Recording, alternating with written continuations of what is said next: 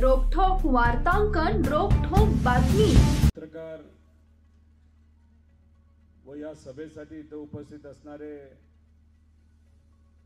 या शहराचे सर्व स्वाभिमानी नागरिक बंधू आणि भगिनींनो, मी सुरुवातीला आपल्या या शहराचे ग्रामदैवत श्री सिद्धेश्वर महाराजांच्या समोर नतमस्तक होतो. तसंच या शहरामध्ये असणारी आपल्या सर्वांची प्रेरणास्थान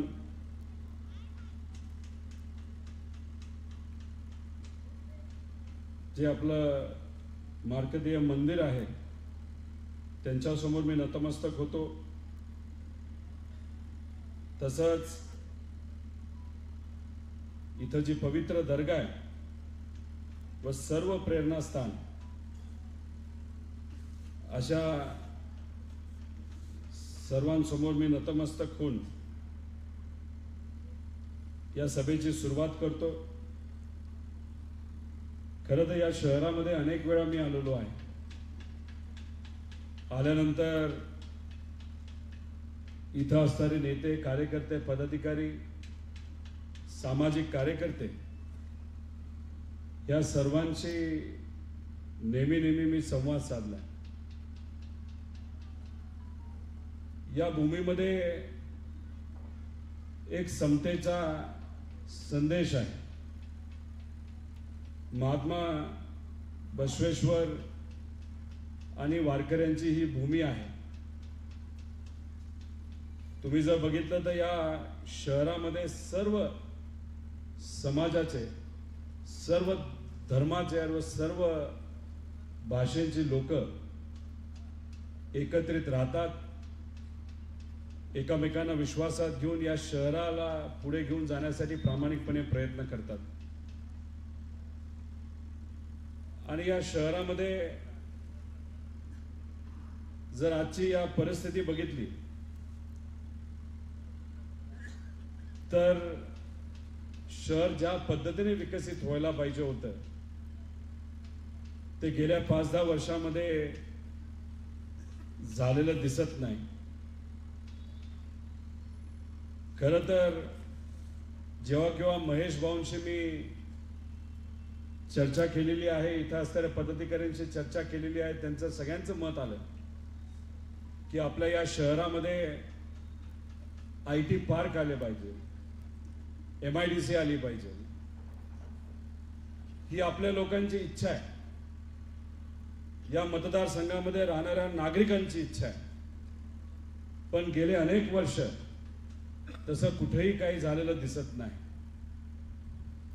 अधिवेशनामध्ये सुद्धा मी जेव्हा केव्हा भाषण करतो, युवांचे प्रश्न मांडतो, तेव्हा MIDCचा मुद्दा मांडतो. मी अधिवेशनामध्ये सोलापूर शहरामध्ये सुद्धा IT पार्क यावं असा मी मुद्दा मांडलेला आहे. फक्त सोलापूरच नाही, अहिल्यानगर असेल, कोल्हापूर असेल, नाशिक, नागपूर हे जे महत्त्वपूर्ण शहर आहे त्या शहरामध्ये IT येणं फार महत्त्वाचं आहे असं मी अधिवेशनामध्ये बोललेलो आहे. त्याचं मुख्य कारण असं आहे की या शहरातले अनेक युवा पुणे, मुंबई, नवी मुंबई, हैदराबाद या भागामध्ये काम करण्यासाठी जातात. खरं तर त्यांची इच्छा नसते, पण इथं पर्याय नाही. त्या सगळ्यांचं मत असतं की आपल्या आई वडिलांबरोबर आपल्याला राहता यावं, आपल्या आजोबांबरोबर राहता यावं. मोठ्या मोठ्या शहरामध्ये जाऊन राहावं लागतं. त्यांना जी मुलं होतात ती त्यांच्याबरोबर शहरामध्ये राहतात. आणि सोलापूर या भागातले जे आजी आजोबा असतात ते आपल्या नातवंडाची वाट बघत बसतात, मुलांची वाट बघत बसतात. खरं तर हे होणं अवघड नाही, फक्त त्यासाठी प्रयत्न आपल्याला करावे लागतील. महेशराव कोठेंनी IT पार्क या भागामध्ये आणण्याचा प्रयत्न केला. पण IT पार्क आणणं तसं सोपं नसतं, त्याला विविध परवानग्या घ्याव्या लागतात. माझ्या अंदाजाने 30-40 परवानग्या त्याला लागतात. काही चांगले इन्व्हेस्टर त्यांनी गाठले होते. त्याच्याबरोबर मगरपट्टा सिटी असेल, अतुल भाऊ चौडिया असतील, ज्यांनी पुणे या भागामध्ये 3-3, 4-4 लाख लोकांना तिथं नोकऱ्या दिलेल्या आहेत. असे लोक आता सोलापूरमध्ये येऊन IT पार्क करायला इच्छुक आहेत आणि त्यांनी पुढाकार सुद्धा तिथं घेतलेला आहे. पण ज्या सरकारकडनं आपल्याला परवानग्या लागतात त्याला बराच उशीर तिथं होतोय. महेशराव, उशीर होतोय का आज सत्तेत असणारे लोक मुद्दामून उशीर करतायत हे कुठेतरी स्पष्टपणे लोकांना आपल्याला सांगावं लागेल. त्यांनी तर काय केलं नाही या भागासाठी. IT पार्क फक्त कागदावर ठेवली आणि मग जेव्हा एखादा होतकरू व्यक्ती इथं असणाऱ्या युवांना न्याय देण्याचा प्रामाणिकपणे प्रयत्न करतोय अशा व्यक्तीला अडचण आणायची. एक इन्व्हेस्टर तुम्ही भेटला होता, ते स्वतः इथं आले होते. त्यांना सुद्धा भाजपच्या अनेक लोकांनी अडचण आणलेली हे तुम्हा सर्वांना तिथं माहिती आहे. खरं तर युवांनी हे इलेक्शन ताब्यात घेण्याची जरूरत आहे. तुम्ही हातात घेतलं पाहिजे. आणि या परिसरामध्ये IT पार्क तर आपलं सरकार 100% 2024 नंतर आणणार म्हणजे आणणार, हे तर काळ्या दगडावरची पांढरी रेष आहेच.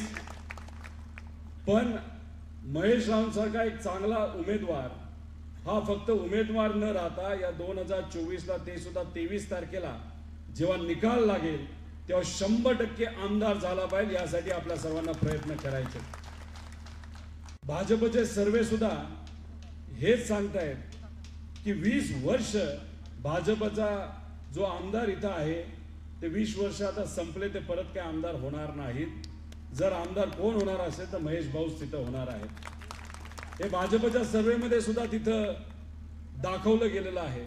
आणि आपण सुद्धा जे कुठले सर्वे केलेले आहेत त्याच्यामध्ये हेच दिसतंय की आपले महेशराव हे 100% तिथं आमदार होणार आहेत. नाहीतर भाजपचे जे आमदार आहेत आता स्वतःला काय म्हणतात मला माहित नाही, पण लोकांनी मला सांगितलं की ते स्वतःहून सांगतात की त्याला मालक म्हणा.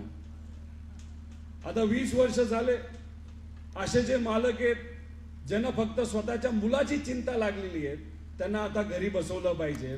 आणि खऱ्या अर्थाने सेवकाला आता आपल्याला आमदार बनवायची वेळ आलेली आहे. आता हे मालक स्वतःला म्हणतात, पण या शहरासाठी वेगळं काय केलं यांनी? त्यांनी आश्वासन आपल्या सर्वांना दिलं होतं की आम्ही MIDC बनवू, नवीन MIDC करू. केले का नवीन MIDC? जुन्या MIDC मध्ये एखादा नवीन प्रकल्प आणला का यांनी? अहो, ह्यांना निर्माण करणं काय माहिती हो? ह्यांना फक्त उद्ध्वस्त करणं माहिती आहे. आपल्याच या तालुक्यामध्ये, या भागामध्ये महत्वपूर्ण असणारा जो शुगर फॅक्टरी आहे त्याची चिमणी मात्र यांनी उद्ध्वस्त केली. एवढंच मात्र यांना जमतं. आता कसं आहे, इथं 2 भाजपचे देशमुख आमदार आहेत, एक इथं आणि एक पलीकडे. या दोघांची मिली बघत आहे. काय करतात? दाखवताना विरोध दाखवतात. आहे एकाच पक्षाचे. आता जेव्हा यांची सत्ता या शहरामध्ये होती, महानगरपालिकेमध्ये, स्टँडिंगचा चेअरमन केला गो यांनी. आता तुम्ही म्हणाल काय स्टँडिंगचा चेअरमन नसेल तर काय फरक पडतो? त्याचं एक कारण आहे स्टँडिंगचा चेअरमन नसण्याचं. स्टँडिंगचा जर चेअरमन असला असता तर जे कुठले शहरामध्ये टेंडर झालेत त्याच्यावर चर्चा होऊ शकली असती. पण यांना चर्चाच करायची नव्हती. कारण कदाचित या दोघांना आपापसातलं भांडण दाखवून काय खायचं होतं तर मलिदा खायचा होता, बाकी काय करायचं नव्हतं. काही लोकांना आम्ही भेटलो मध्ये, त्यांनी आम्हाला सांगितलं की या शहरामध्ये विकास कामामध्ये भाजपचे जे कुठले आमदार आहेत त्यांची टक्केवारी किती आहे तर 20 ते 25% आहे. तुम्ही मला सांगा आहे का नाही खरे? आता म्हणजे मालकांचं काय चाललंय तर मलिदा खाणं चाललंय. आणि आपण सर्वजण काय अपेक्षा करतो की वेळेवर पाणी मिळावं. या शहरामध्ये जी पूर्वी बस सेवा होती ती परत चालू व्हावी. या शहराला जे वैभव होतं ते परत एकदा वैभव या शहरासाठी यावं. त्यासाठी हे जे आमदार आहेत भाजपचे यांनी काय प्रयत्न केले तो? मला असं कळतं की ते मंत्री होते वाटतं. त्यांच्याकडे कुठली कुठली खाती होती? परिवहन खातं. ज्या दिवशी त्यांना परिवहन खातं मिळालं त्याच दिवशी या शहरातली जी बस सेवा आहे ती बंद झाली. अरे एवढी जर ताकद तुमच्याकडे होती, एवढी धमक जर तुमच्याकडे होती, तुमचे नेते जर देवेंद्र फडणवीस साहेब होते, तर मग या शहरातली जी बस सेवा बंद झाली ती परत एकदा चालू करता आली असती ना. दुसरं खातं कुठलं होतं? वस्त्र उद्योग. त्यांनी मोठ्या मोठ्या घोषणा केल्या होत्या. काय म्हणाले होते की सोलापूरमध्ये काय आणतो? Garment park. आलं का गारमेंट पार्क? दिसलं का तुम्हाला गारमेंट पार्क? सामान्य व्यक्ती म्हणून आपली सगळ्यांची इच्छा काय असते की हाताला काम आणि पोटाला अन्न मिळालं पाहिजे. आता इथं असणारे जे छोटे मोठे व्यवसाय करणारे लोक आज इथं बसलेत या सभेमध्ये, मला त्यांना विचारायचंय, कदाचित आपण सर्वजण कमी शिकलेलो असलो तरी आपल्या मुलाला आपल्या मुलीला आपण चांगलं शिक्षण दिलेलं आहे, ग्रॅज्युएट केले, डबल ग्रॅज्युएट केलेलं आहे. पण असं असताना या युवांना आता हाताला काम आहे का? जे आज भाजपचे आमदार आहे, नोकरीबद्दल एक शब्द तरी काढतात का? गारमेंट पार्क आणतो, पण त्या गारमेंट पार्क साठी यांनी काय केलेत का पुढाकार? का इलेक्शन आणायचं आणि खोटं बोलायचं आणि स्वतःला मालक म्हणायचं? अहो तुम्ही स्वतःला मालक म्हणला तरी जनतेची सेवा करण्याची जबाबदारी तुमची होती ना. आमच्या या युवांना हाताला काम द्यायची जबाबदारी होती. पण खोटं बोलून बोलून आता लोकांना त्यांच्यावर विश्वास राहिलेला नाही. काय शब्द दिला होता या शहराला की आपण या शहरामध्ये बसचा काय आणतो म्हणाले होते? बस स्फोट करतो. केलं का बस स्फोट? दिसते का बस स्फोट कुठं तुम्हाला? स्मार्ट सिटी करतो. अहो हे नेते स्मार्ट झाले पण शहर काय मात्र आपलं स्मार्ट झालेलं नाही. दुर्दैवाने विविध ठिकाणी स्मार्ट सिटीच्या नावाखाली यांनी फक्त भ्रष्टाचार केला, पैसा खाल्ला, बाकी काही केलं नाही. आणि जे शहर आपलं सुंदर होतं ते स्मार्ट सिटीच्या नावाखाली यांनी खऱ्या अर्थाने उद्ध्वस्त केला असं आपल्याला म्हणायला काही हरकत नाही. फक्त पैसा घ्यायचा, फक्त कुठेतरी लोकांना फसवायचं, युवांना फक्त आश्वासनं द्यायची, माता भगिनींना आश्वासनं द्यायची, बाकी दुसरं काही या व्यक्तीला इथं जमलंय असं आपल्याला म्हणता येणार नाही. त्याच्याच बरोबर हे काय करणार होते? बस स्थानकासाठी 300 कोटी रुपये आणणार होते. आणले का 3 कोटी रुपये तरी? अजिबात नाही. म्हणजे नुसतं आश्वासन द्यायचं पण त्या बाबतीत काही त्यांनी करायचं नाही. उद्योगाला चालना देऊ असं सांगितलं, दिली का चालना? नाही दिली. त्याच्याच बरोबर आम्ही पाणी वेळेवर देऊ, आणलं का पाणी वेळेवर? 7 ते 8 दिवसानंतर पाणी या पवित्र शहरामध्ये तिथे येतं. आता पाणीवर तरी वेळेवर द्यायची काय हरकत आहे का? बंधारा आहे, बंधारा फुल भरलाय, पण पाणी मात्र आमच्या घरापर्यंत तिथं येत नाही. त्यासाठी कुठलाही पुढाकार या व्यक्तीने तिथं दिलेला नाही. काय होती ती मिलच्या बद्दल काहीतरी गारमेंट पार्क करतो ते तिथं झालेलं नाही. MIDCचा मुद्दा मी तिथं सांगितला. उड्डाण पूल आणतो म्हणजे यांचे गप्पा मात्र उड्डाण पुलासारख्या मोठ्या मोठ्या, पण साधं शहराला एक उड्डाण पूल सुद्धा यांना तिथं आणता नाही आलं. त्यामुळे हे सगळे जे काही विषय ते गेल्या इलेक्शन मध्ये यांनी फक्त भूलथापा केलेल्या आहेत. त्यामुळे तुम्ही सर्वांनी या गोष्टी समजून घेऊन काही झालं तरी या शहरामध्ये आणि खास करून या मतदारसंघामध्ये परिवर्तन झालंच पाहिजे. यासाठी आपल्या सर्वांना तिथं पुढाकार घ्यायचा आहे. त्यामुळे मला सोलापूरकरांना विचारायचं आहे की आपलं स्वप्न काय की शहर सुंदर आणि विकसित झालं पाहिजे, बरोबर का नाही? हात वर करून मला सांगा. शेवट एवढीच इच्छा आहे ना. आपल्यासाठी आपल्याला काम करणारा आमदार पाहिजे का स्वतःसाठी काम करणारा, का स्वतःच्या मुलासाठी काम करणारा? आपल्यासाठी काम करणारा आमदार पाहिजे. आणि महेश 100% यंदा आमदार होणार म्हणजे होणार. आणि महाराष्ट्राबद्दल विचारायचं झालं तर या महाराष्ट्रामध्ये कमीत कमी 170 ते 180 आमदार महाविकास आघाडीचे निवडून येणारच आहेत. आणि आपल्या विचाराची सत्ता या महाराष्ट्रामध्ये आल्याशिवाय राहणार नाही. मग सत्ता जर आपल्या विचाराची या महाराष्ट्रामध्ये येणार असेल तर आपल्या विचाराचा आमदार तरी इथून दिला पाहिजे. बास झालं ना आता 20 वर्ष फक्त घरं भरली आणि लोकांना वाऱ्यावर सोडलं. आणि काय केलं या मतदारसंघामध्ये, या शहरामध्ये? फक्त द्वेष पेरला. द्वेष सोडून दुसरं काही तिथं पेरलं नाही. 2 समाजामध्ये वाद निर्माण करायचा, दोन धर्मामध्ये वाद निर्माण करायचा आणि त्याच्यावर फक्त राजकीय पोळी भाजायची आणि घरं भरायची, बाकी काही कार्यक्रम इथं या आमदारांनी आणि भाजपने तिथं केलेला नाही. त्यामुळे मी आपल्या सर्वांना विनंती करतो, या इलेक्शनमध्ये तुम्हाला एक यावं लागेल, एकत्रित यावं लागेल, सगळे गटतट बाजूला ठेवावे लागतील आणि एकत्रित येऊन आपल्याला आपली लढाई असल्याशिवाय ही लढाई लढावं लागणार आहे. कारण पुढून पैसा येणार आहे. 20 वर्ष खबाडच कमवलंय, पैसेच कमवलेत, पैसा खूप आहे पुढून.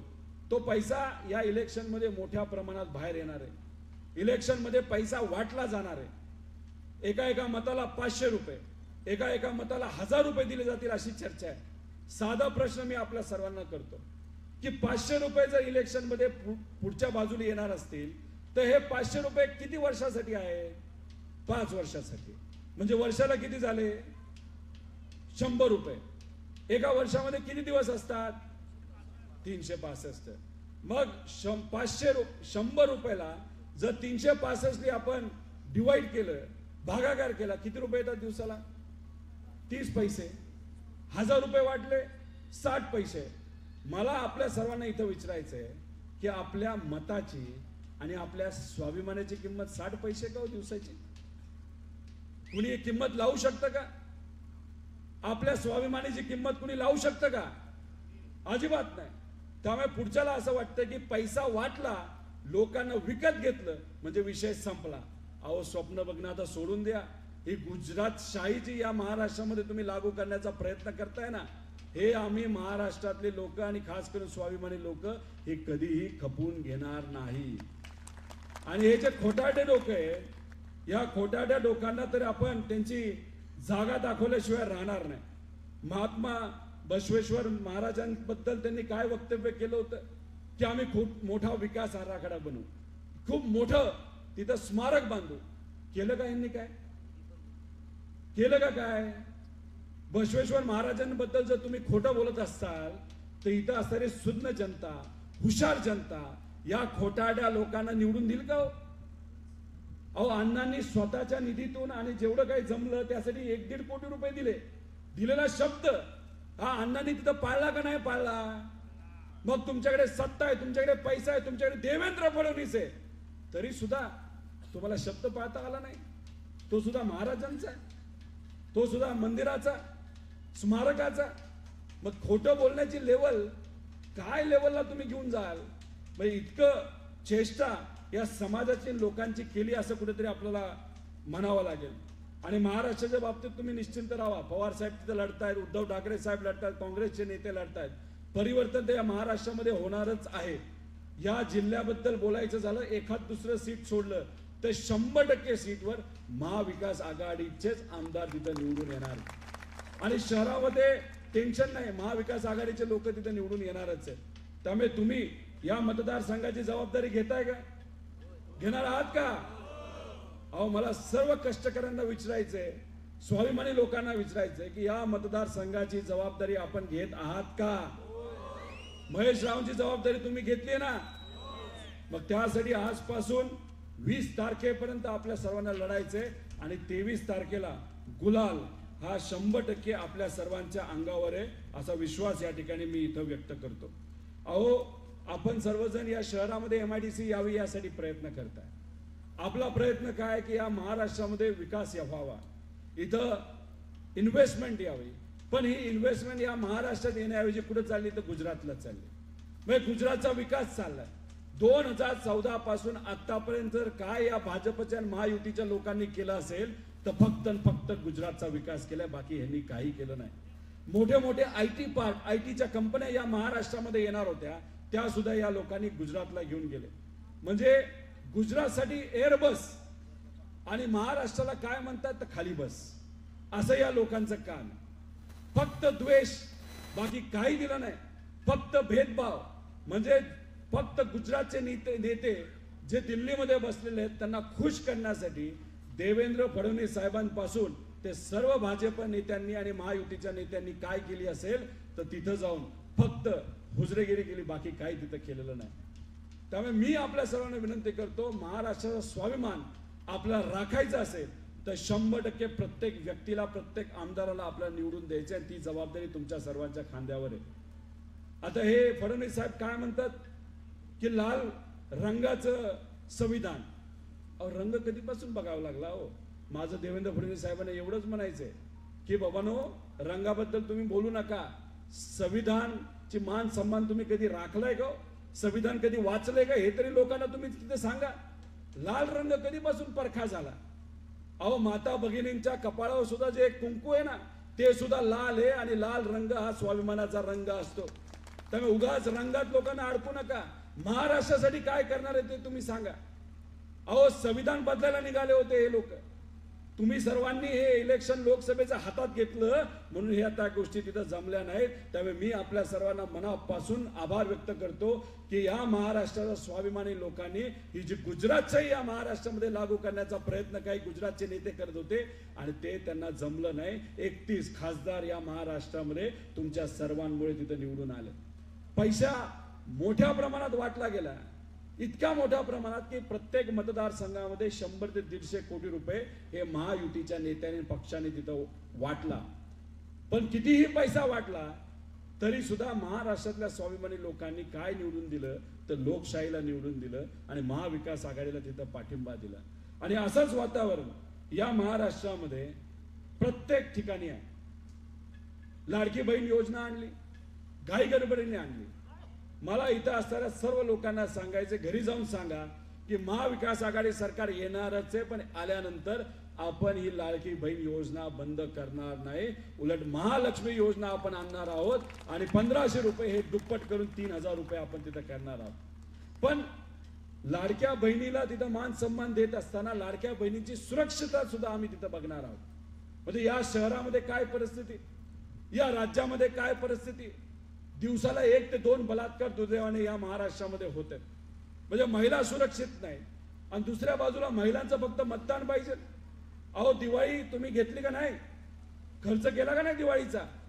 फराळ केला असेल, तेलाच्या काय किमती आहेत, साखरेच्या काय किमती आहेत? खर्च फक्त दुप्पट झालाय. हातामध्ये पैसे येणं काय थांबले. अहो नोकऱ्या राहिल्या नाही. इथं जी टेक्स्टाईल होती ती टेक्स्टाईलची काय परिस्थिती हो. आदरणीय पवार साहेबांनी नेहमी टेक्स्टाईलला चालना दिली का? कारण का त्याच्यावर हजारो लाखो लोकांचं पोट चालतं. जेव्हा केव्हा या कामगारांना मदत लागली आदरणीय पवार साहेबांनी मदत केली. पण भाजपच्या लोकांनी आतापर्यंत टेक्स्टाईलसाठी काय वेगळं केलं हो? सबसिडी दिली का टेक्स्टाईलला? पॉवरला काय सबसिडी दिली का? आणि मग कसा इथं रोजगार ते टिकणार आहे? हळूहळू सोलापूरचं महत्व भाजपने कमी केलेलं आहे. याचा अभ्यास तुम्ही सर्वांनी करा.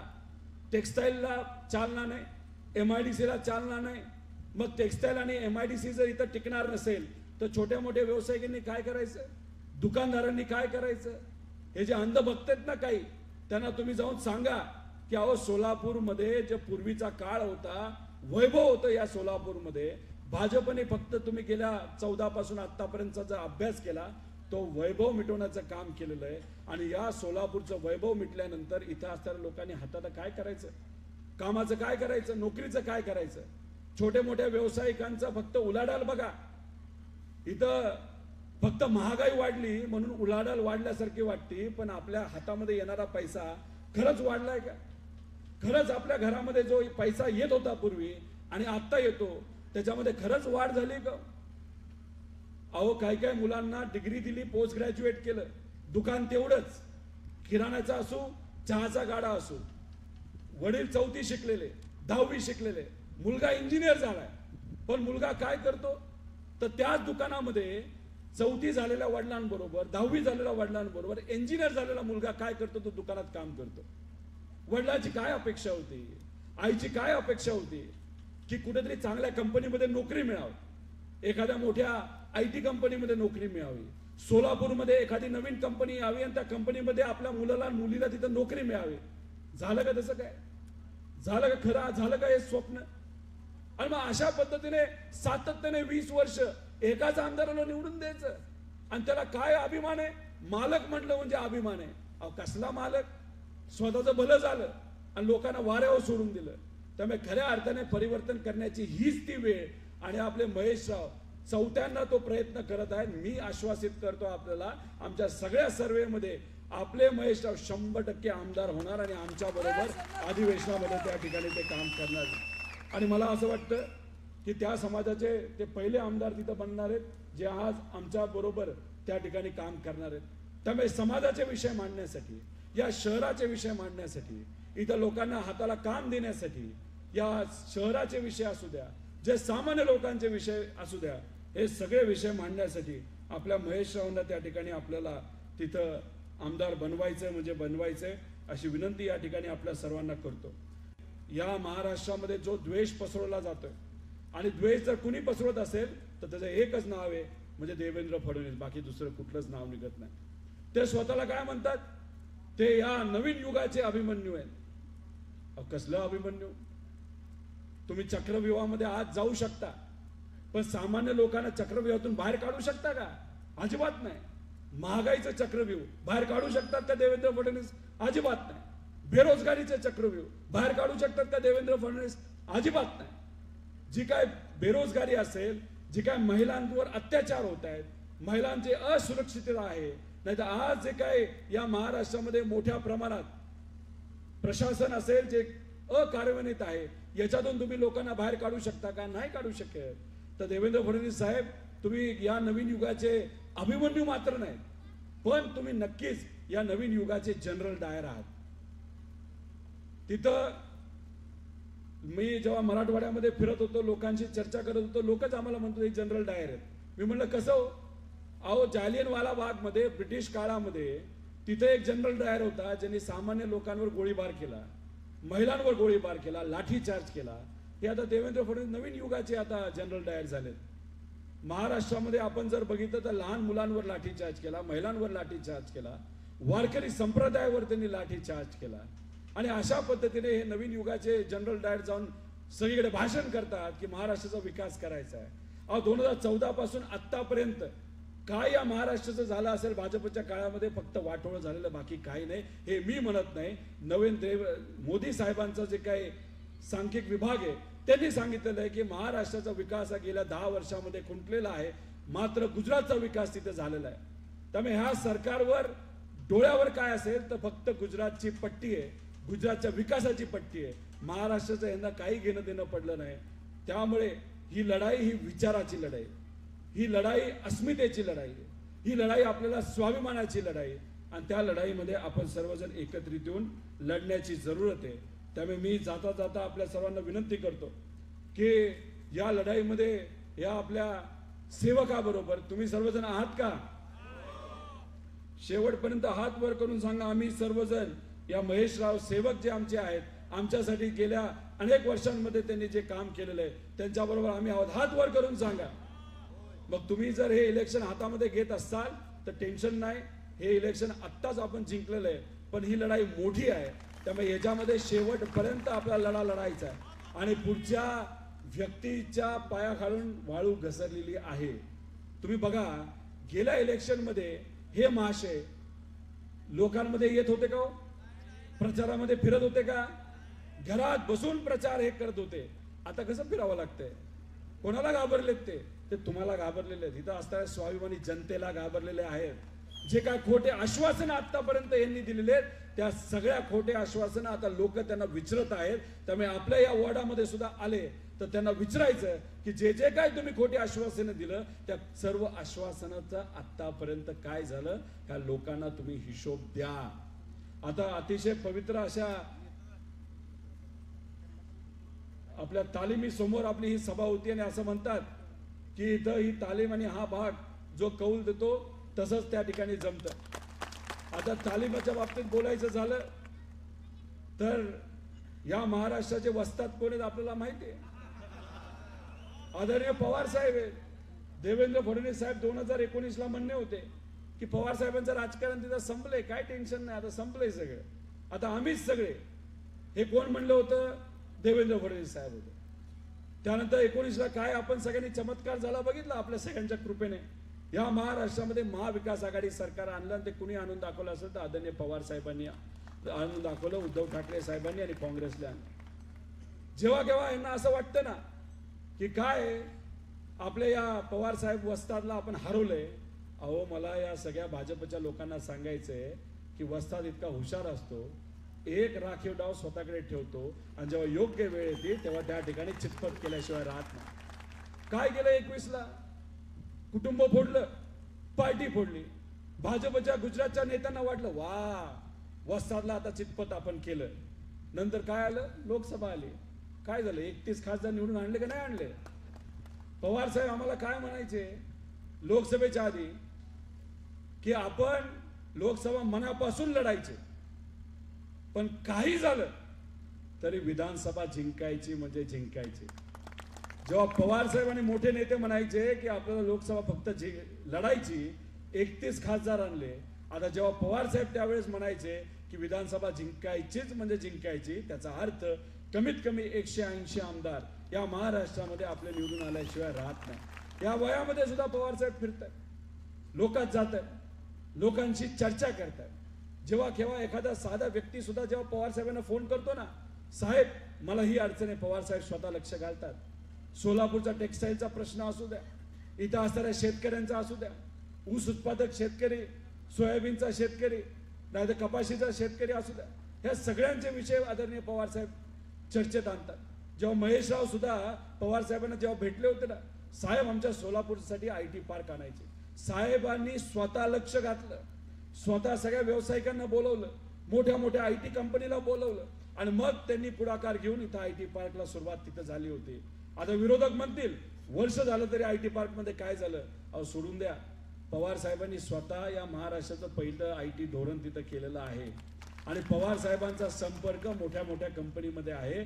मी एक गोष्ट तुम्हाला सर्वांना सांगतो, तुम्ही फक्त आपल्याला या मतदारसंघातून आमदार द्या, IT पार्क 100% इथं आणण्याची जबाबदारी ही आमच्या सगळ्यांची आहे. मगरपट्ट्यांची आम्ही चर्चा करू, ते स्वतः तिथं आले होते.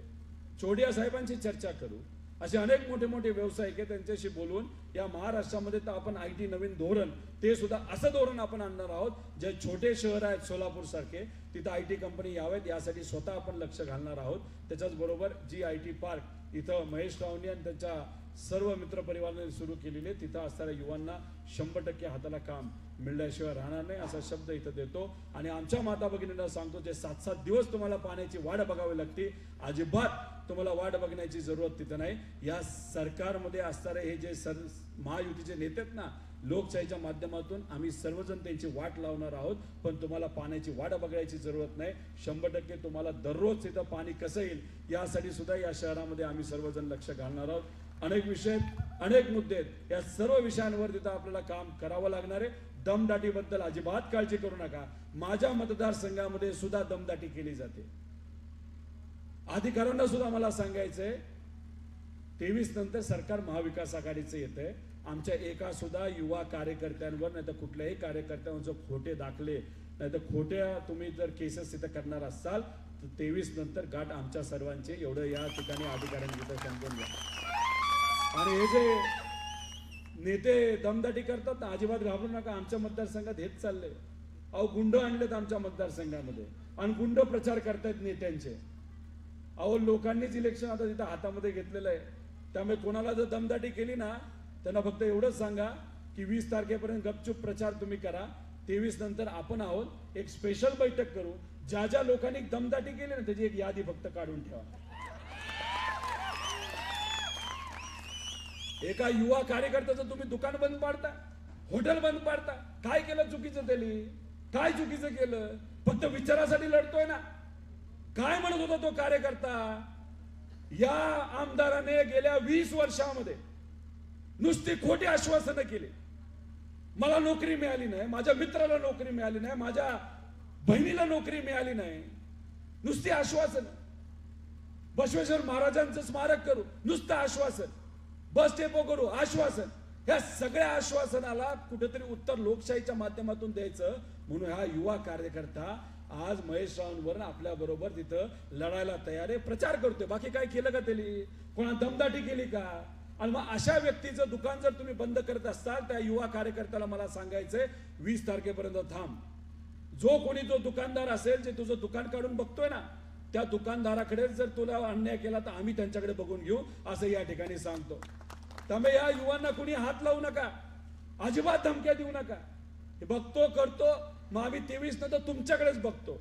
तुम्ही फक्त लोकशाहीच्या माध्यमातून हे जे मालक आमदार आहे ना त्याला फक्त घरी बसवा, तेवढं फक्त तुम्ही करा. आणि जे जे लोक धमक्या वगैरे देतात त्यांच्याकडे आम्ही बघतो. अहो आम्ही थोडी घाबरलोय कोणाला. अहो ईडीला घाबरलो नाही तर अशा आमदारांना कोण घाबरते हो? कोण भीक घालते यांना? आमचा आवाज दाबण्याचा प्रयत्न केला. आम्हाला काय सांगितलं? साहेबांची साथ सोडा. अहो या वयामध्ये पवार साहेबांची साथ कशी सोडणार? आमची संस्कृती अशी नाहीये. आम्हाला लहानपणीपासून जे संस्कार दिलेत ना, वडीलधाऱ्यांचा आदर ठेवा, सामान्य लोकांचा आदर ठेवा, विचाराचा आदर ठेवा. शिवशाहू फुले आंबेडकरांचा विचार पुढे घेऊन जाणारी आम्ही माणसं आहोत. अहो मराठी माणूस आहे. या महाराष्ट्रामध्ये राहणारा प्रत्येक मराठी माणूस कधी दिल्ली समोर झुकत नाही, हे आम्हाला लहानपणीपासून सांगितलेलं आहे. आणि मग असं असताना सत्तेत जाण्यासाठी आम्ही पळून जाऊ? हे आम्ही नाही अजिबात घाबरणारे. आम्ही लढणारी माणसं आहेत, पळून जाणारी माणसं नाही. आणि फक्त आमचं म्हणत नाही, इथं असणारा प्रत्येक मराठी माणूस हा लढणारा आहे. आणि मराठी माणूस लढणारा असल्यामुळेच आजपर्यंत मराठी माणसांनी, प्रत्येक समाजाच्या मराठी माणसांनी इतिहास हा घडवलेला आहे. त्यामुळे हे जे अहंकारी लोक म्हणतात ना 20 वर्ष आमची मक्तेदारी आहे, पुढचे 5 वर्ष आम्ही 100% निवडून येणार, त्या मालक आमदाराची मक्तेदारी आता आपल्याला हाणून पाडायची आहे. जे तुम्हा सर्वांना विश्वासात घेत नाहीत, पण फक्त इलेक्शन आलं तर गृहीत धरतात ना, अशा लोकांना घरी बसवायचंय. आपल्याला काय पाहिजे? विश्वासात घेणारी माणसं आहेत पाहिजे, जे महेशराव आहेत आणि आपल्या विचाराचे सर्व लोक आहेत.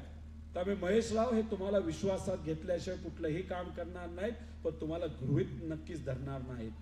सामान्य लोकांना तुम्ही गृहीत धरू नका, सामान्य लोकांना तुम्ही विकत घ्याल असं पण तुम्ही समजू नका. आम्ही लोकांना विश्वासात घेऊन लढणारी माणसं आहोत आणि 100% हे इलेक्शन लोकांना विश्वासात घेऊनच लढलं जाणार. म्हणून हे इलेक्शन लोकांनी आता हातामध्ये घेतलेलं आहे. त्यामुळे तुम्ही 20 तारखेपर्यंत फक्त वेळ महेशरावांना द्या. पुढची 5 वर्ष महेशराव आणि आम्ही सर्वजण तुमच्या सेवेसाठी त्या ठिकाणी आहोत. आणि सोलापूरकरांना मला सांगायचंय, शिंदे साहेब मोठे नेते इथं आहेत, बाकी सर्व महाविकास आघाडीचे नेते आहेत, पण या सोलापूर शहरावर या कार्यकर्त्याचं पण स्पेशल प्रेम आहे. त्यामुळे येत्या काळामध्ये महाविकास आघाडी सरकार आल्यानंतर जे कुठलं पद, छोटं मोठं पद असेल, जे काही आदरणीय पवार साहेब नाही तर आमचे महाविकास आघाडीचे नेते देतील, माझ्या मतदारसंघाचा विकास तर मी करणारच आहे, पण महाराष्ट्राचा विकास करत असताना या शहरावर सुद्धा खास लक्ष देऊन या शहरातल्या सगळ्या अडचणी तिथं आम्ही सोडवणार आहोत. अहो फर्स्ट टाइमचा आमदार आहे हो. फर्स्ट टाइमचा आमदार असताना सुद्धा अख्ख्या महाराष्ट्रामध्ये विचारासाठी लढतोय. काही लोक म्हणतात अरे फर्स्ट टाइमचा आमदार, भीती वाटत नाही का?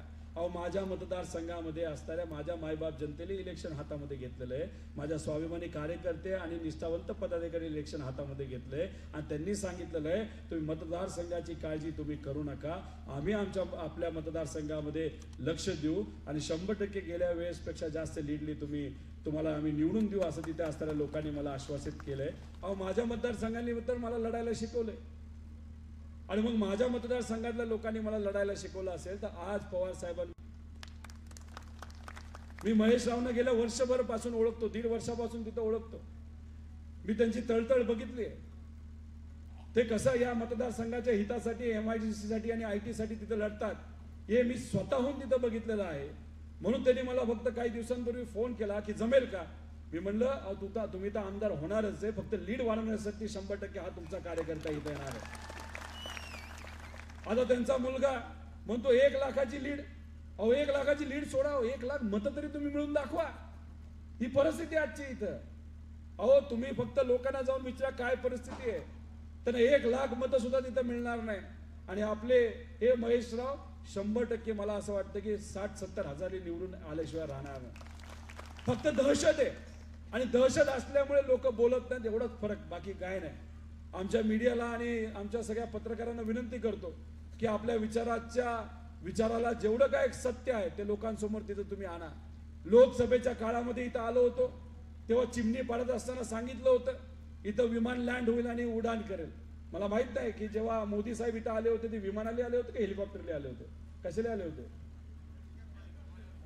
हेलिकॉप्टरने आले होते. अहो त्यांचंच विमान जर लँड होत नसेल तर सामान्य लोकांचं विमान कधी टेक ऑफ व्हायचं? ह्यांचं भलं झालंय, घरात सगळं टेक ऑफ झालंय, पण आपले लोक मात्र जमिनीवरच आहेत. त्यामुळे काय सांगितलं होतं की चिमणी का पाडली, शेतकऱ्यांचं आणि या शहराचं का नुकसान केलं, आपल्याला टेक ऑफ आणि लँड करायचे विमान. झालं का? गेल्या 6 महिन्यामध्ये फेऱ्या वाढल्या का विमानाच्या? का तुम्ही खोटं बोलताय? अहो, एवढा खोटं बोलणारा जर मालक आमदार असेल त्याला जागा दाखवायची का नाही दाखवायची? नाही तर काय, 20 वर्ष सवय झाली आम्हाला, कमळ दिसतंय आम्ही फक्त बटन दाबतोय. अरे कमळाबाईनी तर अक्षरशः वाट लावली आपली, सांगतो तुम्हाला, अक्षरशः वाट लावली. हे सगळं कुठेतरी समजून घ्या. कशाला अंधभक्त व्हायचं? कसं या महाराष्ट्राची वाट लावली, कसं या शहराची वाट लावली, याचा तर अभ्यास तुम्ही करा. आणि लोकांना सुद्धा जाऊन सांगा. सोशल मीडियाच्या सर्व कार्यकर्त्यांना मला सांगायचंय, कसं कसं हा आमदार खोटं बोललाय लोकांपर्यंत घेऊन जावा. सगळ्या माता भगिनींना मला सांगायचे, लाडकी बहीण योजना या सरकारने आणली असली तरी आपण त्याच्यापेक्षा डबल ताकदीने योजना तिथं आणणार आहोत. हे जाऊन माता भगिनींना सांगा. सर्व समाजाला जाऊन सांगा कसा द्वेष पसरवला जातोय, कसा तिथं 2 जाती धर्मामध्ये तिथं वाद निर्माण केला जातोय. एकत्रित येण्याची खऱ्या अर्थाने वेळ आली. अहो, पवित्र भूमी आहे इथं. आजपर्यंतचा इतिहास जर तुम्ही सर्वांनी बघितला, सर्व धर्माचे, सर्व जातीचे, सर्व भाषेचे लोक एकत्रित राहतात आणि त्यांचं फक्त एकच स्वप्न आहे की आमचं घर जसं सुंदर आहे तसं आमचं शहर सुद्धा सुंदर झालं पाहिजे, आमचं शहर सुद्धा विकसित झालं पाहिजे, आमच्या युवांना, पुढच्या पिढीला इथलं हितच काम मिळालं पाहिजे. आणि हे काम भाजपने आतापर्यंत करून दाखवलेलं नाही. त्यामुळे मी आता आपल्या सर्वांना इथं विनंती करतो, एक संधी तुम्ही देऊन बघा. ती संधी दिल्यानंतर संधीचं सोनं महेश राव सुद्धा तिथं केल्याशिवाय राहणार नाही आणि आम्ही सुद्धा महेश रावच्या पाठीमागे भक्कमपणे तिथं उभं राहणार आहोत. त्यामुळे कार्यकर्ते, पदाधिकारी आपल्या विचाराचे, पक्षाचे, आपण जे काम करतोय ते चांगलं काम करतोय, पण अजून ताकद लावण्याची तिथे जरूरत आहे. सर्व पदाधिकाऱ्यांना मला विनंती करायची की पेरेंट असो, युवक असो, नाही तर युवती असो, नाही तर आमचे महिला असो, की अजून जे आतापर्यंत जे काम करताय ते करताय, चांगली गोष्ट आहे, पण अजून जास्त ताकदीने आपल्याला पळण्याची जरूरत आहे. भाषणामध्ये कुणीतरी सांगितलंय शिवसेना काम करत नाही, अजिबात नाही. उद्धव ठाकरे साहेब पुढच्या 5-6 दिवसामध्ये इथे येणार आहेत. त्यांच्या पदाधिकाऱ्यांना ते घेऊन बसणार आहेत आणि काम करतील ते, काही अडचण नाही. मी सुद्धा ते पदाधिकाऱ्यांना बोललोय, त्यांनी मला सांगितलं, आश्वासित केलंय, अजिबात नाही. आम्हाला उद्धव ठाकरे साहेबांचा आदेश आहे, अख्ख्या महाराष्ट्रातल्या शिवसेनेला आदेश आहे, काही झालं तरी महाविकास आघाडी धर्म हा पाळायचा म्हणजे पाळायचा. जो खरा शिवसैनिक असतो तो महाविकास आघाडीचा धर्म त्या ठिकाणी पाळणार म्हणजे पाळणार. आणि उद्या परवापासून ते प्रचारामध्ये आलेले आपल्या सगळ्यांना तिथं बघायला मिळतील. त्यामुळे आज आपण सर्वजण विचाराची लढाई लढतोय. त्यामुळे जाता जाता एकच की महेश रावना आमदार झालेलं बघायचे का? नक्की ना? नक्की का? आणि 5-10 हजाराच्या लीडने नाही, कमीत कमी 50-60 हजाराच्या लीडले आपल्याला त्यांना निवडून द्यायचंय. आणि जो पुढे पैशाचा माज आणि घमंड आणि मुलाची काळजी, मुलाच्या भवितव्याची काळजी ज्या आमदाराला, मालक आमदाराला आहे, त्याला फक्त घरी बसवायचंय आणि या सेवकाला निवडून द्यायचंय, एवढंच या ठिकाणी सांगतो. आणि एक जोरात घोषणा, रामकृष्ण हरी, रामकृष्ण हरी, हात वर करून रामकृष्ण हरी, रामकृष्ण हरी. पवार साहेब आप आगे बढ़ो, महाविकास आघाडीचा. चला मग, एवढा मोठा आवाज असेल, एवढी ताकद असेल आणि एवढे निष्ठावंत कार्यकर्ते, पदाधिकारी आणि स्वाभिमानी जनता असेल तर विजय 100% आपला आहे. एवढंच या ठिकाणी सांगतो आणि थांबतो. अरे इथं पण हात वर करून सांगा, रामकृष्ण हरी, रामकृष्ण हरी.